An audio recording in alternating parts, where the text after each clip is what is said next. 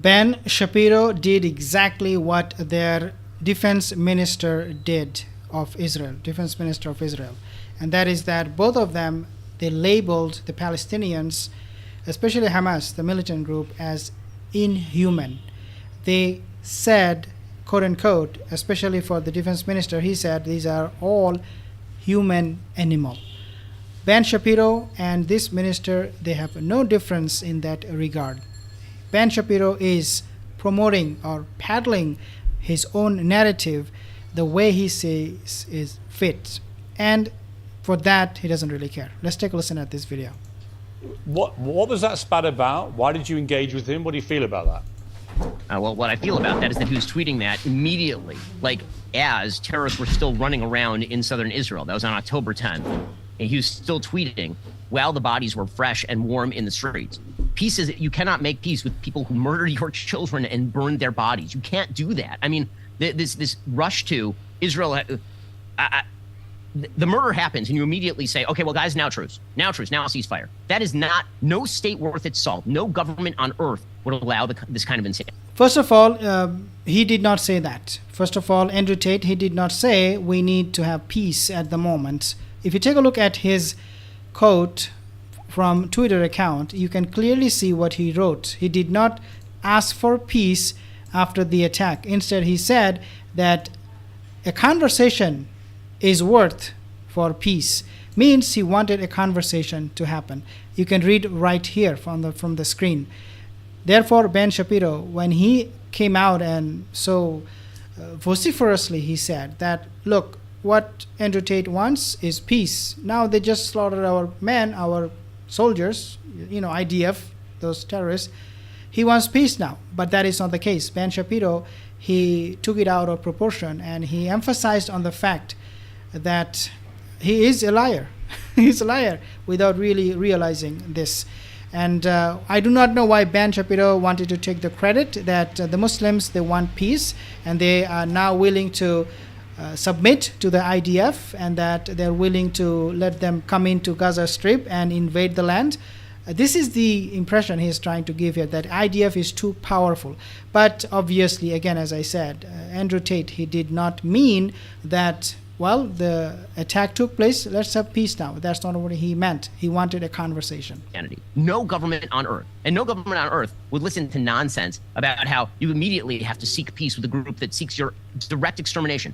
Again, I can't emphasize enough. Israel turned over the Gaza Strip to Gazans in 2005. Hamas has governed the area since 2006. The year is currently 2023. Israel has endured round after round of rocket fire on its major cities for literally almost 20 years. Okay, so let's talk about the rocket fire from Hamas. Let's talk about this one, okay?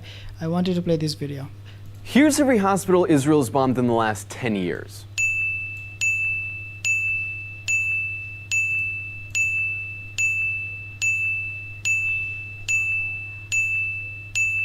And schools. So you can clearly see they have bombed hospitals for a very, very long time, targeting civilians. And then you also have schools being targeted by IDF. Let's take a listen.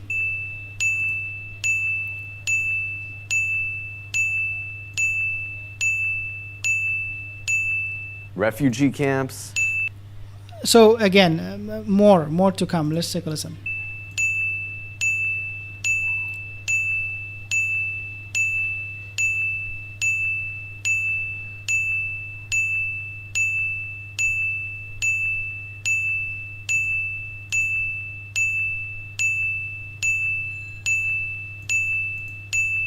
Now Israel is saying that this hospital bombing wasn't them, and sure, they ordered all. So when Ben Shapiro said that Hamas is firing rockets at them, why would they not do that after seeing what you have just seen on the screen?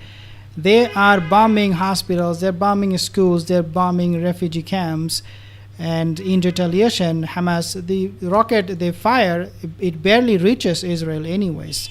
And I'm not here to say this is something okay or right, because those rockets can hit innocent civilians, that's for sure. But the disproportionate retaliation from both sides, it is quite obvious. And so when Ben Shapiro comes on TV and brags about his country IDF so careful about civilian life, can you answer me, Ben Shapiro, if you're watching, what about these bombings? You have no answer. So where he goes to, this is a dog, he loves to bark. Where he goes to his wingman, Piers Morgan, and he barks there. Let's take a listen. And now the idea is the minute that Gazan terrorists rush through the border and murder people in their beds, that's the time for a peace conversation? That's the time for peace conversation? Again, no. Andrew Tate's quote was not about, come, we have peace, we want to have peace, let's have a peace agreement. No, that's not what he meant. When I read this tweet from Andrew Tate, he was asking for a conversation so that maybe we will find peace, and there is nothing wrong with that. I mean, the attack took place on 7th of October. Ben Shapiro said, oh, Andrew Tate tweeted right away. No, he tweeted on 10th of October. So it was 2-3 days after that thing happened. Ben Shapiro is bent on proving Andrew Tate wrong, all the while actually exposing himself and IDF's atrocities in Gaza, in Palestine. By the way, and I'm not going to be lectured on morality and toughness by Andrew Tate, whose great idea of toughness and morality is pimping women and then bragging about it on air and trying to quasi-walk it back while simultaneously maintaining many of the same positions and flexing his biceps. I mean, he's got. Well, for Ben Shapiro, this is what I want to tell you. Andrew Tate is not found guilty on many charges. The trial is still going on. I'm not taking his side, but I'm telling you, Ben Shapiro, you need to be careful what you talk about.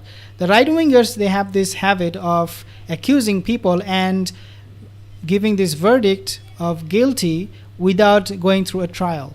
The right-wingers are like that. They will crucify you, just like they have crucified in their books Jesus, Isa alayhi salam. They will crucify anybody. And this is exactly what he's doing here. He's crucifying Andrew Tate without really getting into the facts, what is happening with his case. But again, now you have Piers Morgan supporting him. Let's see how hypocritical Piers Morgan is, because in this interview, he clearly showed his true color. Got a huge following, as you know, especially online. Is it dangerous? Is it reckless that he's able to tweet from house arrest still, of course, in Romania, that he can tweet on something like this and have the kind of influence that he has? Well, for Piers Morgan, Andrew Tate tweeting on this current issue is a shocker. I don't know why. Well, he's a Muslim, first of all, and he is not, again, proven guilty on all charges. So what's the problem if he's tweeting on these kind of issues? First of all, he's a Muslim. He cares for the Muslim. And so this guy, Piers Morgan, doesn't have any idea what it means to be a Muslim. You take care of your brothers. You are concerned about your brothers all around the world. Andrew Tate did exactly what Islam is teaching us. And so Piers Morgan, for him, it is all about, just narcissistic personality. His way of looking at society is like me. I'm okay, then everybody else is okay. But for Muslim, it's a totally different story. But this is what Piers Morgan, again, showing his true color.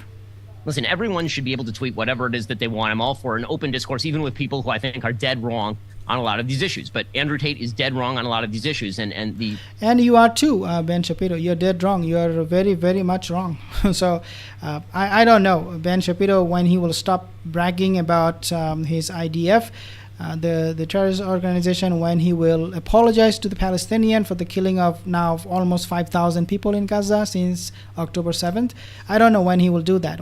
I don't know when he will become a human instead of a barking dog. Thank you for watching.